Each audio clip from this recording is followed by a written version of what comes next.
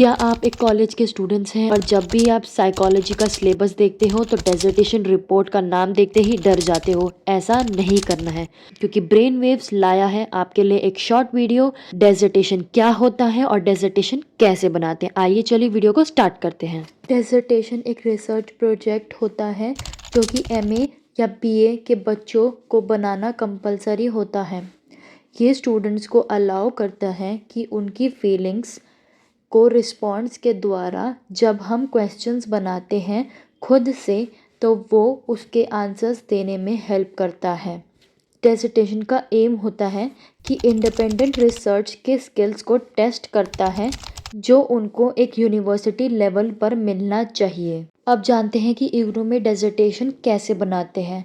एक एग्जाम्पल के द्वारा मैं आपको समझाना चाहती हूँ कि ये कैसे बनाते हैं। प्लीज़ इस कंटेंट को कॉपी ना कीजिए क्योंकि आपको वाइवा देने में दिक्कत हो सकती है। ये आपका फर्स्ट इंटरफेस होगा। आपका जो डेजर्टेशन का जो फर्स्ट पेज है वो ऐसे बनाना है। सबसे पहले आपको हेडिंग डालनी है प्रोजेक्ट डेजर्टेशन। अगर आप मास्टर्स में हैं तो एमए साइकोलॉजी इग्नू लिख सकते हैं। अगर आप बैचलर्स का डेजर्टेशन बनाना चाहते हैं तो आप बैचलर साइकोलॉजी इग्नू कर सकते हैं। देन आपको इग्नू का एक लोगो लगाना है जिसमें आप गूगल से ले सकते हैं या मैंने नीचे डिस्क्रिप्शन बॉक्स में भी प्रोवाइड कर दूंगी, आप वहाँ से ले सकते हैं। देन आपको पूरा अपना डिटेल लिखना है, program code, program course, name of the learner, enrollment number, name of the supervisor, address, roll number, email address, study center code, address, regional center and regional code center, ये सब आपको लिखना है। सेकेंड पेज की बात करते हैं तो उसमें टाइटल पेज बनाना है। देन उसी के नीचे सेम पेज पे आपको ऐसे लिखना है कि आप ये डेजर्टेशन किसको सबमिट कर रहे हो और कहाँ पे सबमिट कर रहे हो और कौन से ईयर में आपने बनाया है। थर्ड पेज की बात करते हैं तो आपको सर्टिफिकेट ऑफ ओरिजिनलिटी लगाना है। Next page will be your certificate of competition. Next page will be your acknowledgement page, जी मैं आपको नीचे डिस्क्रिप्शन बॉक्स में प्रोवाइड कर दूंगी। Next heading will be your table of context. इसमें आपको शुरू से लेके एंड तक जितना भी आप सब हेडिंग्स डालोगे उसमें आपको पेज नंबर के साथ आपको ये लिखना है। जैसे कि आपने सबसे पहला पेज डाला था सर्टिफिकेट ऑफ ओरिजिनलिटी, तो आप इसमें सबसे पहले हेडिंग डालोगे और कौन से पेज पर डाला था ये लिखोगे। Next page will be your list of appendixes. जो स्केल आप यूज़ कर रहे हैं वहाँ ये सब आपको एक्सप्लेन करना है। चैप्टर 1 में आपको सबसे पहले इंट्रोडक्शन लिखना है। अगर आपको कोटेशन यूज़ करनी है तो आप कोटेशन से शुरू कर सकते हैं। अगर आपको थॉट से यूज़ करना है तो आप थॉट से यूज़ कर सकते हैं with respect to your topic, जो भी आपने डिसर्टेशन का टॉपिक लिया होगा। थॉट या फिर कोटेशन लिखने के बाद आप इंट्रोडक्शन में अपना एम या फिर आप इस स्टडी को क्यों करना चाहते हो और इसके वेरिएबल्स क्या हैं आपको पूरा डिटेल में एक्सप्लेन करना है। फर्दर मोर आपको डेफिनेशंस की हेडिंग डालकर अपने पूरे वेरिएबल्स को भी एक्सप्लेन करना है। मैंने ये तो बता दिया कि इंट्रोडक्शन में क्या लिखना है और कैसे करना है, लेकिन अब बात करते हैं हम पेजेस की। तो टोटल शुरू से लेके एंड तक आपको 35 पेजेस इंट्रोडक्शन पार्ट लिखना ही लिखना है, क्योंकि इन टोटल आपको डेजर्टेशन 100 पेजेस का बनाना होता है। Second chapter is review of literature. Review of literature कैसे लिखना है मैंने अपने प्रीवियस वीडियो में बताया था कि ROL वाले सेक्शन में आपको समरी लिखनी है, लेकिन डेजर्टेशन में उस समरी को यहाँ पे डिटेल वर्जन में लिखना है। 3 to 5 की समरी लिखी थी, तो आप 3 to 5 तो उसकी समरी का डिटेल वर्जन यहाँ पे लिख सकते हो। आपको लग रहा है कि आपको और लिखना चाहिए तो आप उसमें और ऐड ऑन कर सकते हैं। Third chapter will be your significance of the study. इसमें आपको स्टडी का पर्पस और जस्टिफिकेशन बताना है। इसमें आपको ये बताना है कि यह स्टडी आपको क्यों कंडक्ट करनी है। बेसिकली आपको इसमें अपना एम बताना है। ये पार्ट आपको एक्सप्लेन करेगा कि आपकी स्टडी कितना यूनिक एंड इम्पॉर्टेंट है एक रिसर्च को कंडक्ट करने के लिए। ध्यान रखना, आपको जो भी रैशनलेट स्टेटमेंट्स लिखनी हैं वो आपके स्टडी से मैच होनी चाहिए। ये आपको ये भी बताता है कि ये स्टडी करने की क्या ज़रूरत है, क्यों आपको ये करनी चाहिए और इसके आउटकम्स क्या मिलेंगे। Fourth chapter will be your research methodology, जहाँ पे आपको प्रॉब्लम स्टेटमेंट बताना है कि आपका ये स्टडी करने का पर्पस क्या है। इसमें आपको ऑब्जेक्टिव्स बताने हैं। आप ये पॉइंट्स में लिख सकते हो कि आप क्या क्या फाइंड करना चाहते हो, जैसे कि डेमोग्राफिक डिटेल्स निकालना चाहते हो एक सैम्पल के अंदर, जैसे कि नेम, एज, ये सब चीज़ें।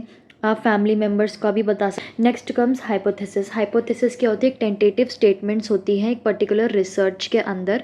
खुद से स्टेटमेंट्स बनाते हो, जैसे कि एक सिग्निफिकेंट रिलेशनशिप होना चाहिए within A and B. ये प्रूव करने के लिए कि इन दोनों के बीच का जो सिग्निफिकेंट है वो नल है या फिर ऑल्टरनेटिव है, या तो रिजेक्ट करेंगे हम या एक्सेप्ट करेंगे आपके मतलब आपके स्टडी को। तो इसलिए हाइपोथेसिस बहुत इंपॉर्टेंट होती है। हाइपोथेसिस ये भी बतलाता है कि जो आप में डायमेंशंस या फिर वेरिएबल्स लिए हैं वो उससे मैच नहीं करते, या उसके बीच का जो कोरिलेशंस है वो मैच नहीं करता। आपको कम से कम 5 to 6 hypothesis according to your objective बनाने पड़ेंगे। इसी के अंडर ही आप अब लिखोगे रिसर्च वेरिएबल्स, जिसमें आपको वेरिएबल्स को एक्सप्लेन करना है कि आपने कौन से वेरिएबल्स लिए हैं। पॉइंट्स में आप एक्सप्लेन कर सकते हो। इसी में ही आपको रिसर्च डिज़ाइन एक्सप्लेन करना है कि जो आपकी जो स्टडी है वो क्वालिटेटिव है या क्वांटिटेटिव है। इसी हेडिंग में आपको सैम्पलिंग रिक्वायरमेंट्स लिखना है कि आपने कौन सा सैम्पलिंग मेथड यूज़ किया है, ये पूरा आपको एक्सप्लेन करना है। स्टैटिस्टिक टूल्स बताना है कि आप क्या क्या यूज़ करोगे अपने डेटा को इंटरप्रिटेट करने के लिए, जैसे इसमें पियर्सन प्रोडक्ट मूवमेंट कोरिलेशन लिया हुआ है। और आपको ये भी एक्सप्लेन करना है कि ये उसकी पूरी डेफिनेशन क्या है, उसके रेंजेस आपका पूरा एक्सप्लेन करना है, और इसके यूजेस भी आप बता सकते हो। फिफ्थ चैप्टर आपका होगा रिजल्ट्स।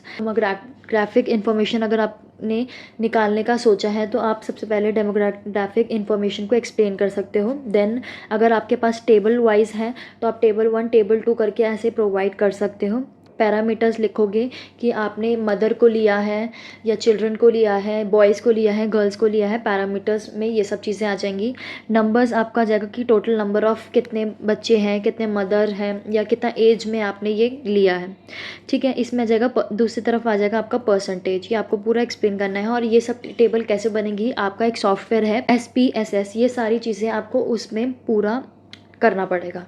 उस टेबल के नीचे आपको ये पूरा एक्सप्लेनेशन करना पड़ेगा कि इस टेबल में आपको क्या क्या डेटा प्रोवाइडेड है। Then comes descriptive statistics. क्या आता है? आपका मीन आता है, स्टैंडर्ड डेविएशन आता है। जो भी जितने भी वेरिएबल्स लिए होंगे उसका टोटल नंबर निकालना है, मीन निकालना है। स्टैंडर्ड डेविएशन से भी आप देख सकते हो। जैसे मीन और स्टैंडर्ड डेविएशन निकालने के बाद आप पूरा एक्सप्लेन करोगे नीचे कि कितना आपका मीन आया है, कितना आपने डेविएशन निकाला। इसी में ही आपको, अगर आपने लेवल निकाला होगा तो आपको ये सब का भी टेबल बनाना पड़ेगा, जिसमें आप बताओगे लो है, सिवियर है, मॉडरेट है।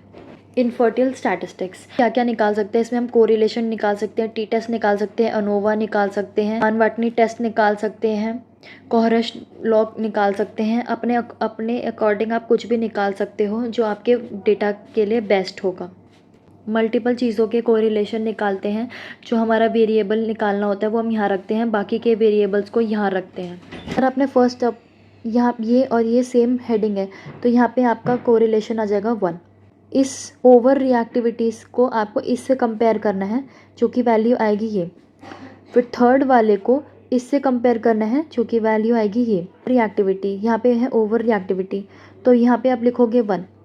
अब नेक्स्ट वाले को इसके साथ कंपेयर करना है तो इसका वैल्यू आएगा ये। लास्ट वाला को अगर हम कंपेयर करेंगे इससे तो 1 ही आएगा।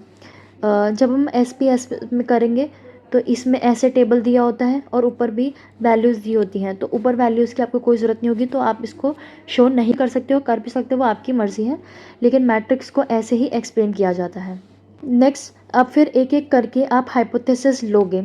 अगर आपकी वैल्यू अगर 0.05 से बिगर है तो आपका हाइपोथेसिस रिजेक्ट हो जाएगा, और 0.05 से नीचे से अगर आपकी वैल्यू है तो आपका एक्सेप्ट हो जाएगा और नल हाइपोथेसिस होगा। तो इसमें देख सकते हो ये 0.05 से बड़ा है, ये भी बड़ा है, ये भी बड़ा है, ये भी बड़ा है, ये भी, ये वैल्यू भी, ये वैल्यू भी और ये वैल्यू भी, और ये 0.05 से बड़ी है। तो इसमें जो भी आपने हाइपोथेसिस बनाया होगा कि ये वेरिएबल ये ए वेरिएबल, ये बी वेरिएबल इसके कोरिलेशन में है और ये 0.05 से बड़ा है तो ये एक्सेप्ट नहीं होगा, रिजेक्ट हो जाएगा।